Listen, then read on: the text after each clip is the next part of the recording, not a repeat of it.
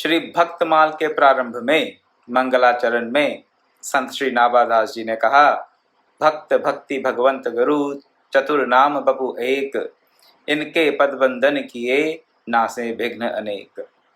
भक्त, भक्ति, भगवान और गुरु एक ही हैं, नाम चार हैं, भासते हैं, लगता है कि चार अलग अलग हैं। क्या? भक्त, भक्ति, भगवंत और गुरु। चतुर नाम बपु एक, कहने को चार हैं लेकिन वस्तुतः एक हैं। बिना भक्त के भक्ति क्या और बिना भक्ति के भक्त क्या? तो भक्त और भक्ति तो एक ही हुए, लेकिन किसकी भक्ति की जाएगी? भगवान की। भगवान की भक्ति ही भक्ति है। बाकी किसी और की भक्ति करेंगे, किसी मनुष्य विशेष की भक्ति कर लेंगे, किसी संसारिक पद पदार्थ की भक्ति कर लेते हैं। हम लोग करते रहते हैं, ऐसी बात नहीं, करते हैं। धन की भक्ति होती है जी, धन की, बल की, बुद्धि बल की भक्ति होती है, बाहुबल की भक्ति होती है। तो ये जो ज्ञान अर्जित करने का ये वासना रह जाती है कई बार हमारे मन में, वो क्या है? वो ज्ञान की भक्ति हो रही है, सांसारिक ज्ञान की भक्ति, कि हम बड़े इंटेलिजेंट बन जाएं किसी प्रकार से। तो बुद्धि प्रखर होगी तो क्या करेंगे? उस अपने बौद्धिक बल से, बौद्धिक क्षमता से दूसरों पर शासन करेंगे। तो बुद्धि की भक्ति कर ली। बाहुबल बढ़ा लिया अपना, उससे क्या करेंगे? हाँ, अपनी बॉडी स्ट्रॉन्ग कर ली। अच्छा, किसी प्रकार की बीमारी नहीं आएगी जी, निरोग हो जाएंगे, निरोग होंगे। बाहुबल अधिक होगा तो क्या करेंगे? क्या उद्देश्य है? निरोग रहने का। ठीक है, मनुष्य मात्र को कष्ट पसंद नहीं, मनुष्य मात्र क्या, प्राणी मात्र को कष्ट पसंद नहीं। तो उस दृष्टि से ये मानव की आंतरिक मांग है, उसमें कोई संशय नहीं। लेकिन किसी भी प्रकार की साधना करके अगर निरोग शरीर प्राप्त कर लिया, तत्पश्चात क्या किया? अगर उसका कोई ध्येय नहीं तो वो तो क्या हुआ? केवल और केवल बाहुबल की, शारीरिक बल की भक्ति कर ली। तो धन की भक्ति करते हैं हम लोग, बुद्धि बल की भक्ति करते हैं, बाहुबल की, शारीरिक बल की भक्ति करते हैं, और भी भांति भांति की भक्ति करते हैं। संसार के जितने भी वस्तु, व्यक्ति, पद पदार्थ हैं, उनकी भक्ति में हम तल्लीन रहते हैं। सारा समय, जीवन इसी में निकल जाता है। लेकिन वो भक्ति वास्तव में भक्ति है नहीं, क्योंकि उससे विभक्त होना ही पड़ता है। उससे विभक्त, उससे अलग होना ही पड़ेगा। धन बल से भी अलग होना पड़ेगा, बाहुबल से भी अलग होना पड़ेगा, बुद्धि बल से भी अलग होना पड़ेगा, शारीरिक बल से अलग होना पड़ेगा। इस संसार के जितने भी वस्तु, व्यक्ति, पद पदार्थ हैं, उन सब से हमें विच्छेद करना ही पड़ेगा। जीते नहीं जी नहीं करेंगे तो मृत्यु के समय तो करेंगे ही करेंगे, होगा ही। शरीर ही नहीं रहेगा तो बाकी के सांसारिक संबंध किसी भी वस्तु, व्यक्ति से रह नहीं पाएंगे।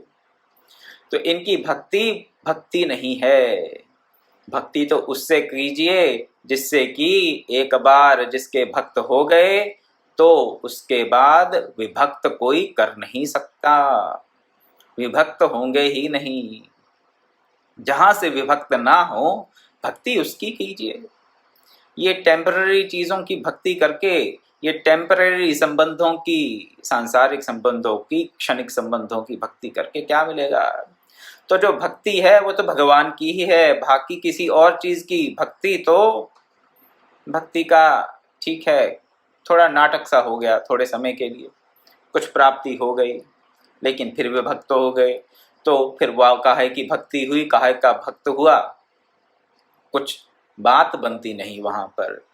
तो भक्त और भक्ति और भगवान एक ही हैं। बिना भगवान के भक्ति नहीं हो सकती, और बिना भक्त के कौन भगवान को भगवान मानेगा और कौन भक्ति करेगा?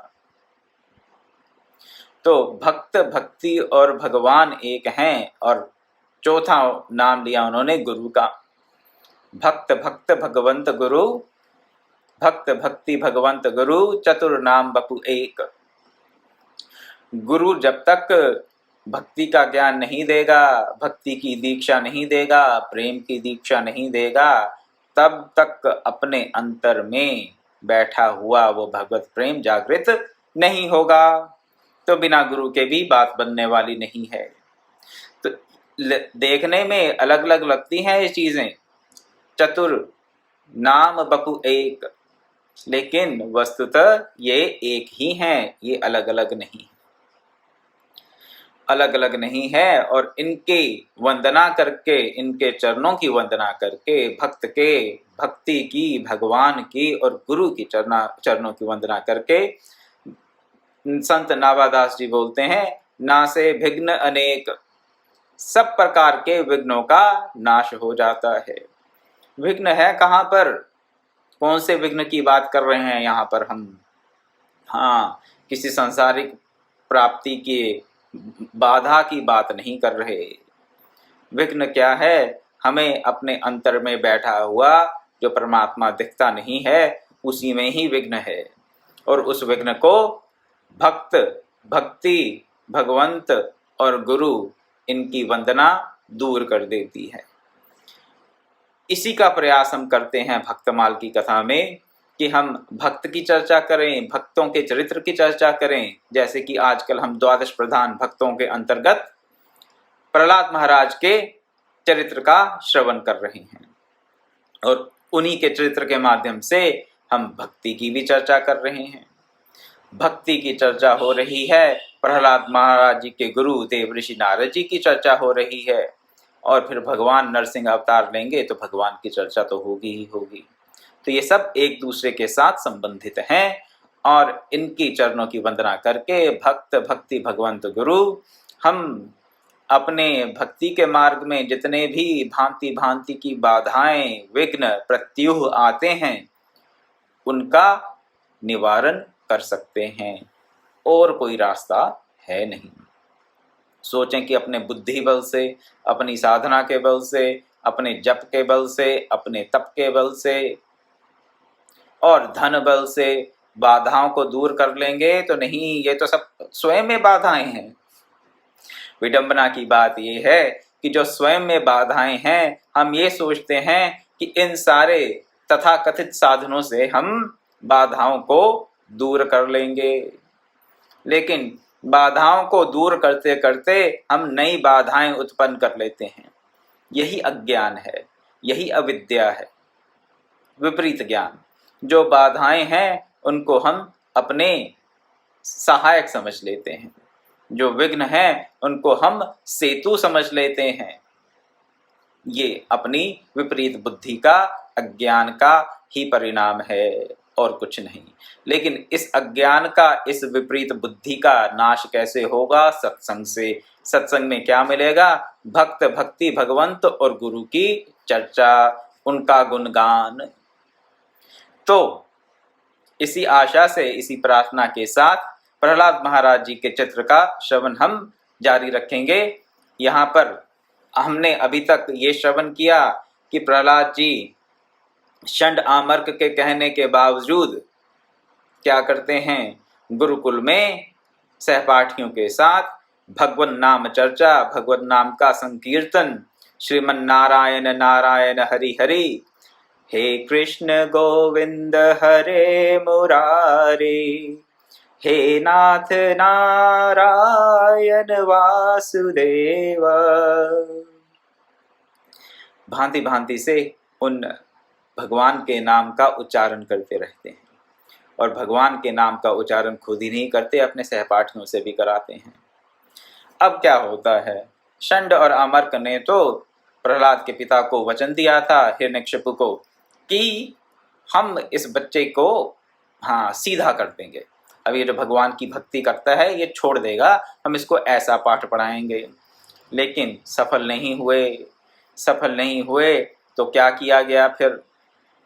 हिरण्यकशिपु ने, षंड आमर्क ने और बाकी भी बहुत से हिरण्यकशिपु के सहयोगियों ने प्रहलाद जी पर हमारी दृष्टि से क्या किया?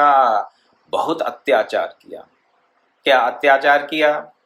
बताते हैं यहाँ पर, सूली पर चढ़वाया, मदमत हाथियों के नीचे डलवाया, जल में गले में पत्थर डाल के डुबाने का प्रयास किया गया, विष पिलाया गया, अग्नि में धकेला गया, पर्वत शिखर से गिराया गया, जो कुछ भी कर सकते थे, जिस प्रकार से भी प्रहलाद जी की मृत्यु हो सके, जो भी उनकी समझ में आया वो सब उन्होंने ट्राई कर लिया, सब प्रयास कर लिए, लेकिन प्रहलाद जी को कुछ हुआ नहीं।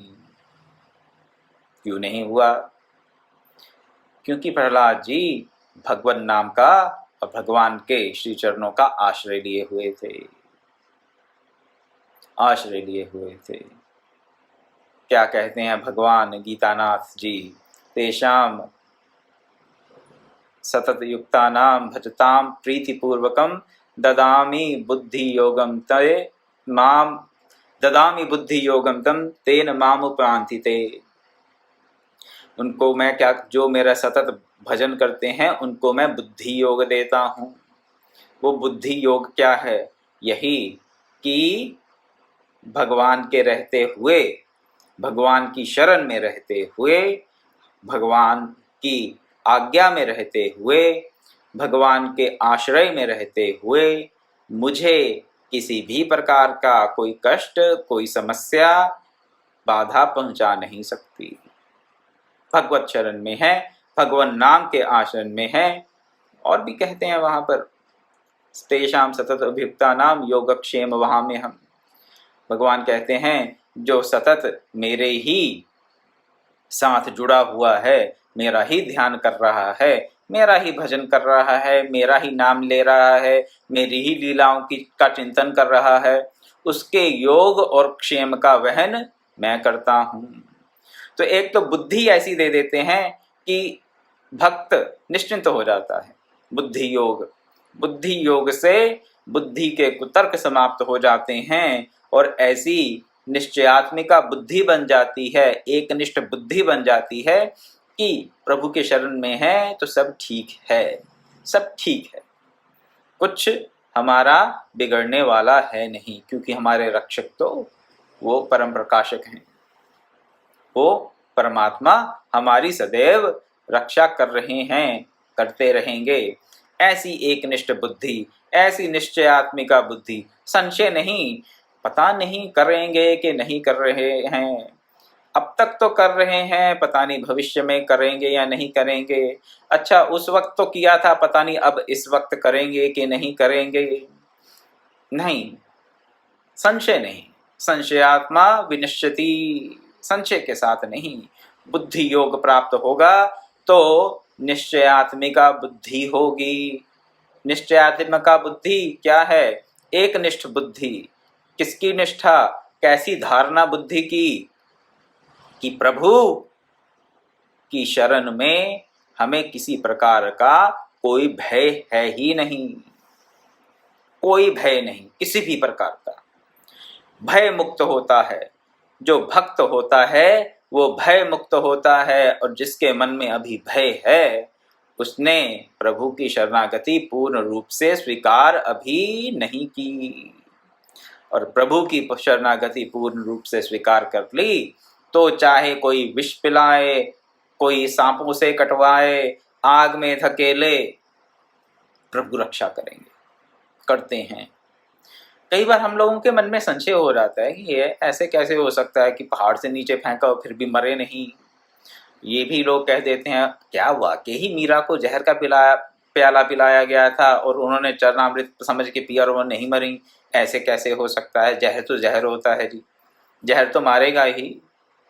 आप जैसा मर्जी समझ के पी लो, आंखें खोल कर पियो, आंखें बंद करके पियो, अगर किसी प्रकार का जहर विष शरीर में जाएगा वो तो अपना काम करेगा ही जी। ये भांति भांति की भ्रांतियां मन में आती हैं कब?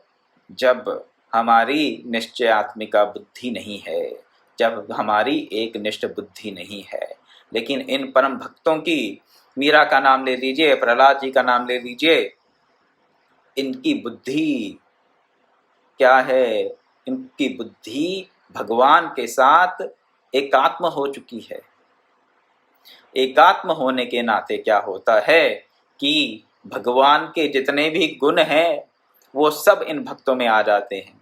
एक गुण को छोड़कर, ऐसा संतों से हम सुनते आए हैं कि सृष्टि की रचना का गुण भक्तों को नहीं मिलता।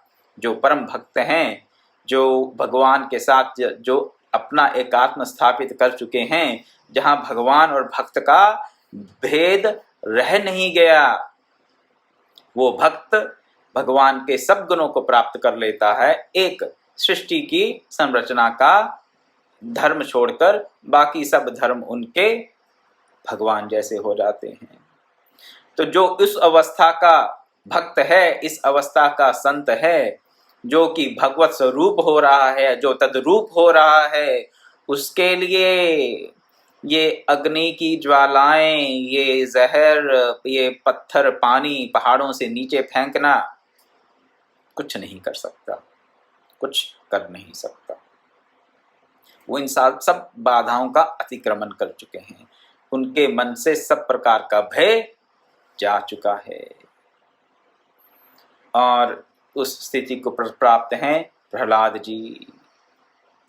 तुलसीदास जी ने भी कहा रामचरितमानस में, सुखी मीन जे नीर अगाधा, जिमी हरि शरण ना एको बाधा। जो हरि की शरण में है उनको एक भी बाधा नहीं होती। देखने वाले को लगेगा, बाहर से वो देख रहे होंगे भक्त प्रहलाद जी को तब, कि एक छोटे से बालक को कभी आग में धकेला जा रहा है, कभी पहाड़ से नीचे फेंका जा रहा है, कभी मगरमच्छों के मुंह में डाला जा रहा है, मारने के, उनकी शरीर को खत्म समाप्त करने के सब प्रकार से प्रयास किए जा रहे हैं। तो सांसारिक दृष्टि से लगेगा कि हे प्रभु, आप अपने इस भक्त पे इतना कष्ट, इतनी परीक्षा क्यों ले रहे हैं? ओहो, भी छोटे से बालक पर कैसे निर्दयी प्रभु हैं। लोग तो कह देते हैं कि हे विधाता, तेरी तो बुद्धि बावरी है, तुम बड़े क्रूर हो, निर्दयी हो, इतने छोटे से बालक पर इतने महान महान अत्याचार हो रहे हैं। हाँ, ये तब हमारे मन में ऐसे भाव आते हैं जब हम भगवान की लीला को नहीं समझ पाते। उस भक्त के लिए कोई बाधा नहीं है। हमारे देखने में, हम जैसे छोटी बुद्धि के लोग क्या देखते हैं, बहुत सी बाधाएं आई जी, ऐसा हो गया जी, वैसा हो गया, मुसीबतों का पहाड़ टूट पड़ा जी, हम तो कहेंगे। अगर प्रहलाद महाराज के जीवन को देखें, उन पर तो मुसीबतों का पहाड़ टूट पड़ा जी। अपना ही बाप अपने छोटे से बालक को मृत्यु का ग्रास बनाना चाहता है। कैसा कलयुग आ गया जी। ऐसी बातें हम लोग करते हैं। भक्त प्रहलाद के लिए क्या है? सुखी मीन जे नीर अगाधा, जिमी हरि शरण ना एको बाधा। जैसे एक मछली अगाध जल में, गहरे जल में आराम से सुख पूर्वक रहती है, वैसे ही भक्त प्रहलाद भी क्या है, हरि शरण होने के कारण उनके लिए तो एक भी बाधा नहीं है। हमारी भी वैसी स्थिति बने, इसलिए हम क्या करते हैं, भक्त प्रहलाद जैसे महान भक्तों के, भक्त शिरोमणि जो प्रहलाद जी हैं, ऐसे ऐसे भक्तों के हम कथा का श्रवण करते हैं, उनके चरित्र का श्रवण करते हैं, ताकि हमारी भी थोड़ी थोड़ी आस्था बने। हमारे मन के भी जो संशय हैं कि हाँ, ये कैसे हो सकता है जी होलिका भक्त प्रहलाद को लेके बैठी, कपड़ा उड़ गया, उसने क्या, उसे होलिका जी को पता नहीं था कि वो अग्नि में बैठी हैं? क्या वो एक ढंग से कपड़ा भी पकड़ नहीं आता था उनको? तो उनसे कपड़ा उड़कर प्रहलाद जी पर गिर गया। वो प्रहलाद जी तो उन्हीं की गोद में बैठे थे। कई प्रकार के कुतर्क जो आते हैं हमारे मन में, उनका फिर धीरे धीरे क्या होगा, उनका शमन हो जाएगा, वो धीरे धीरे शांत हो जाएंगे। फिर ऐसे प्रश्न नहीं पूछेंगे कि जहर पी के जी कोई कैसे जिंदा रह सकता है। चलिए, भक्त प्रहलाद के सामने क्या हुआ, विष अमृत बन गया, अग्नि जल की भांति शीतल हो गई और होलिका तो स्वयं भस्म हो गई और प्रहलाद जी बच गए। पर्वत शिखर से हंसते हंसते ये नीचे आ गए। कोई भी यातना इनके लिए दुख नहीं बनी। यातनाएं दी गईं, लेकिन इनको कोई यातना मिली नहीं। हरि नाम का शरण, हरि चरणों की शरण का ये लाभ रहता है। साथ ही साथ भक्त प्रहलाद को अपने लिए कुछ नहीं चाहिए, निष्काम भक्त हैं भक्त प्रहलाद, किसी प्रकार की कामना नहीं है। निष्काम भक्त है, वो क्या करता है, परहित में संलग्न रहता है। हमेशा क्या करेगा, दूसरों का हित सोचेगा। दूसरों का हित सोचते थे भक्त प्रहलाद, इसीलिए तो अपने सहपाठियों को सबके यही कहते थे कि सांसारिक वस्तुओं के नामों का परित्याग कर दो और केवल भगवान के नाम का ही ध्यान करो, चिंतन करो, स्मरण करो, गायन करो। क्यों कहते थे? क्योंकि वो बाकियों का भला चाहते थे। और जटायु के प्रसंग में भगवान श्री राम से कलवाया तुलसीदास जी ने, परहित बस जिनके मन माही, तिन कहूँ जग दुर्लभ कछु नाही। और ये बात परम सत्य है, तुलसीदास जी ने लिखी, भगवान श्री राम के मुख से कहलवाई। और भक्तों के चरित्र में तो ये साक्षात देखने को मिलता है कि जिनके मन में दूसरों का हित सदैव रहता है, उनके लिए इस जग में कुछ भी दुर्लभ है नहीं। दूसरों का हित सर्वोपरि है जिनके लिए, उनके लिए इस जग में कुछ भी दुर्लभ नहीं है। भक्त प्रहलाद तो परहित में ही संलग्न है, भक्ति करते हैं निष्ठा के साथ और उसी का ही उपदेश अपने सहपाठियों को दे रहे हैं।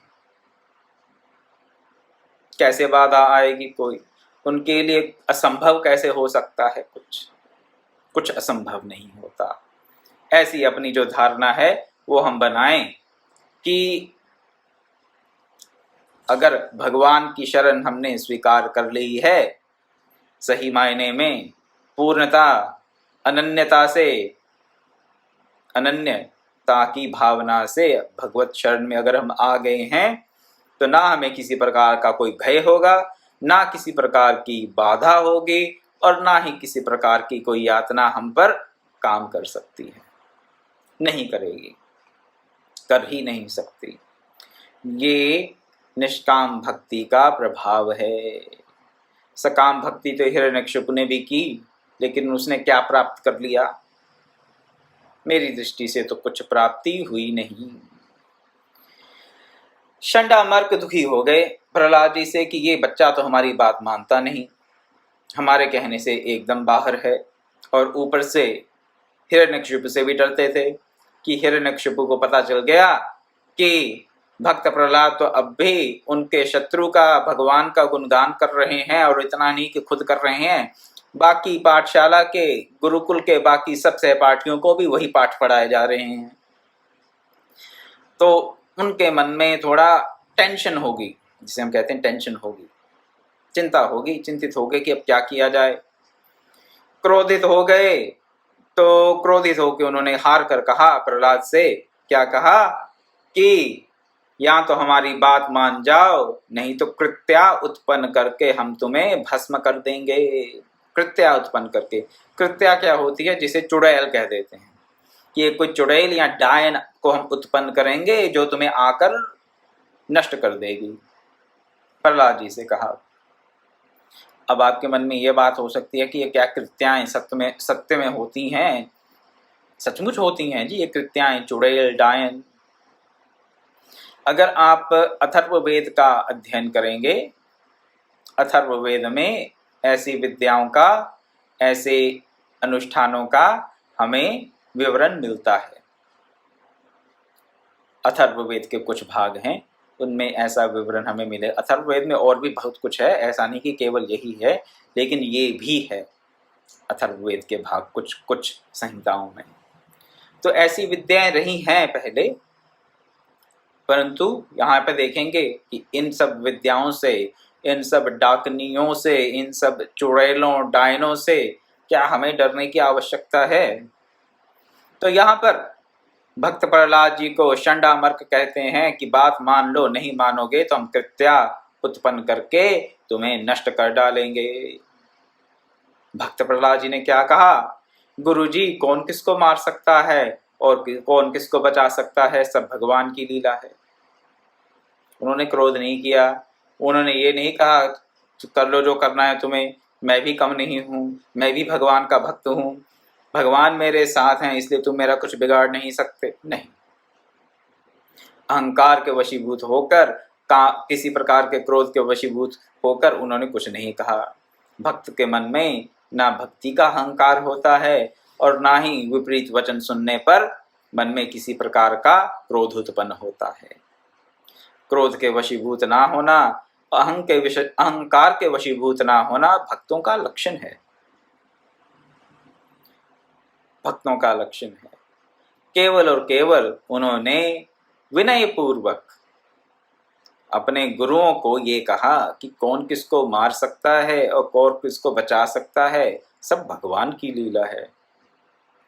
वो क्या कह रहे हैं अपने गुरुओं को कि अगर आप सोचते हो कि आपके करने से कुछ हो रहा है, आप जो अपने आप को कर्ता मान रहे हो, तो ये कोई ज्यादा अक्लमंदी की, बुद्धिमता की बात है नहीं। करने कराने वाला तो भगवान है। गुरु नानक जी के शब्दों में करे करावे आपे आप, करता भी वो है और करवाता भी वो है।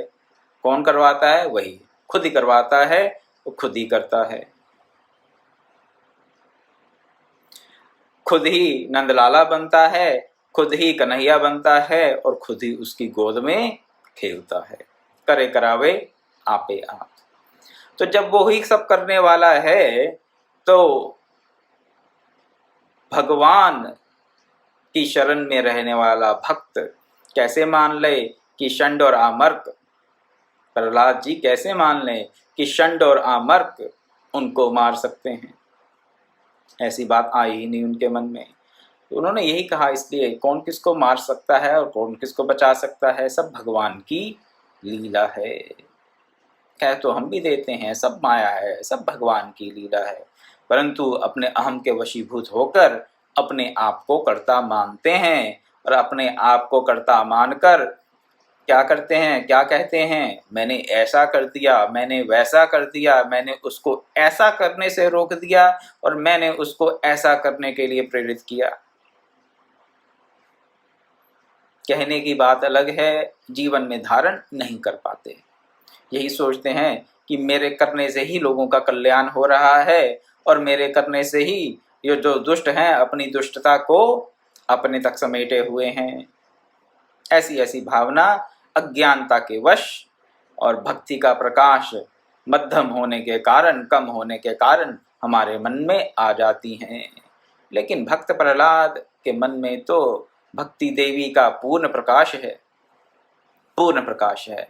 उस पूर्ण प्रकाश के चलते वो एकदम से साफ साफ देख रहे हैं कि षंडामर्क बोल तो रहे हैं कि कृत्या से तुझे मरवा देंगे, लेकिन उनको पता है कि षंडामर्क ही कौन है, षंडामर्क भी उसी भगवान के ही रूप हैं। भगवान ही उनको प्रेरित कर रहे हैं बोलने के लिए, कहने के लिए जो वो कह रहे हैं।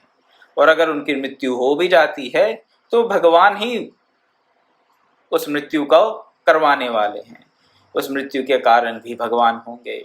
और जो भक्त है उसको भगवान से प्रसाद के रूप में चाहे अमृत मिले चाहे मृत्यु मिले, उसको कोई अंतर पड़ता नहीं।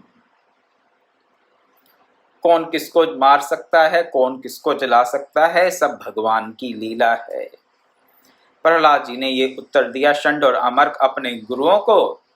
इस पर उनको और क्रोध आ गया कि ये अब भी भगवान भगवान किए जा रहा है। भगवान भगवान भगवान की लीला है, भगवान का नाम लो, भगवान का ही भजन करो, और मरने उसको मारने तक की बात करते हैं तो भी यही कहते हैं भक्त प्रहलाद की सब भगवान की लीला है। तो फिर उन्होंने वो अनुष्ठान कर ही दिया, कृत्या उत्पन्न की और कृत्या को आज्ञा दी कि तुम जाकर प्रहलाद का वध कर दो, प्रहलाद की मृत्यु का कारण बन जाओ, इसीलिए तुम्हें उत्पन्न किया गया है। कृत्या ने क्या किया, प्रहलाद के हृदय में एक त्रिशूल मारा, हृदय में शूल मार दिया तो सोचा कृत्या ने कि उससे बालक की मृत्यु हो जाएगी। लेकिन भगवान की महती महती कृपा से क्या हुआ, वो शूल भक्त प्रहलाद के शरीर से लगते ही टूट गया, खंडित खंडित हो गया, खंडित हो गया और कृत्या परास्त होकर लौट गई। भक्त प्रहलाद को वो नहीं मार सकी। अब जब मार नहीं सकी तो ये जो रहते हैं ना, ये जादू टोने जिसे कह देते हैं हम, ऐसी जो तामसिक साधना रहती है जिससे कृत्या आदि उत्पन्न कर सकते हैं, वो क्या होता है, जब सफल नहीं होती, सफल हो भी तो भी उसका दुष्परिणाम भुगतना पड़ेगा। तमोगुण से अभिभूत होकर किसी कार्य में प्रवृत्त होंगे तो क्या करेंगे, पाप ही करेंगे, पुण्य तो होगा नहीं, सत्कर्म तो होगा नहीं, शुभ कर्म तो होगा नहीं। तो तमोगुणी साधना से किसी प्रकार का बल प्राप्त कर भी लिया तो पाप ही करेंगे, तो वो तो हमें ही भुगतना पड़ेगा, कर्मों को तो खुद ही भुगतना पड़ेगा। और अगर वो अनुष्ठान सफल नहीं हुआ तो फिर वो उल्टा जो अनुष्ठान कर रहा है उसी को आके पकड़ लेगा। और यहाँ भी यही हुआ। कृत्या जब असफल हो गई प्रहलाद के वध में तो क्या किया उसने, आकर षंड और आमर्क पर ही धावा बोल दिया, आक्रमण कर दिया। आक्रमण किया षंड और आमर्क पर। षंड आमर्क तो भगवत शरण में थे नहीं, वो किसकी शरण में थे, वो तो हिरण्यकशिपु की शरण में थे, उसका आश्रय ले रखे थे। तो वहां तो भगवान उनको बचाने आए नहीं। षंड और आमर्क को उनकी मृत्यु हो गई। कृत्या उन्होंने इसलिए पैदा की थी, इसलिए उसका सृजन किया था कि प्रहलाद की मृत्यु का कारण बन जाए, प्रहलाद को खत्म कर दिया जाए उस कृत्या के द्वारा। उसी कृत्या ने षंड और आमर्क को ही खत्म कर दिया जिसने उनको उत्पन्न किया था अनुष्ठान के द्वारा। षंड और आमर्क की मृत्यु हो जाती है। षंड आमर्क की मृत्यु को देखकर भक्त प्रहलाद के मन में बहुत दुख होता है, बहुत व्यथा होती है। व्यथा क्यों होती है? पहली बात तो ये कि वो उनको अपना गुरु समझते हैं और गुरु का शरीर छूट गया, और उसकी दूसरी बात कि वो उसके कारण बने। भक्त प्रहलाद ये सोच रहे हैं कि मेरे ही कारण इस कृत्या को उत्पन्न किया गया, और उसी कृत्या ने षंड और आमर्क का वध कर दिया। तो किसी भी प्रकार से सोचा जाए तो मैं इनकी मृत्यु का कारण बन गया। अब अपने आप को उनकी मृत्यु का कारण समझ रहे हैं, मन में ग्लानि कर रहे हैं, और दोनों गुरुओं का जो हत्या हो गई उसका भी उनको दुख है। इस दुख के चलते वो भगवान से प्रार्थना करते हैं। लेकिन क्या प्रार्थना करते हैं और उसका क्या रिजल्ट होता है, क्या आउटकम है, उसका क्या परिणाम होता है, उसकी चर्चा हम कल करेंगे। तो आज की कथा से अगर हम ये संदेश लें और अपने जीवन में धारण करने का प्रयास करें कि अगर हम सही में हम शरण में हैं भगवान की, सत्य में भगवान की शरण है, तो ना हमारे जीवन में कोई बाधा है, ना किसी प्रकार का भय है।